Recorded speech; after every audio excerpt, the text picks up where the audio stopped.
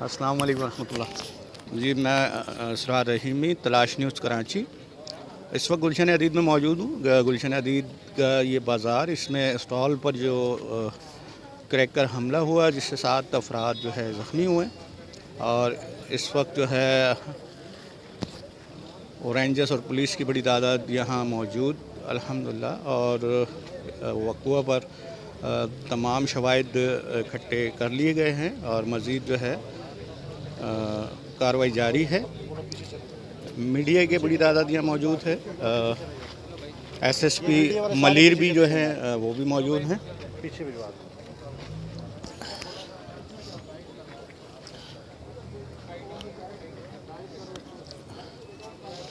और इस वक्त आप देख सकते हैं कि पाकिस्तान में अमन व अमान ख़राब करने की एक साजिश, ये यहाँ क्रैक कर हमला हुआ जिससे जो है 7 अफराद जो है ज़ख्मी हुए, जिनको जो है फ़ौरी तौर पे जिना अस्पताल कराची मुंतकिल कर दिया गया है।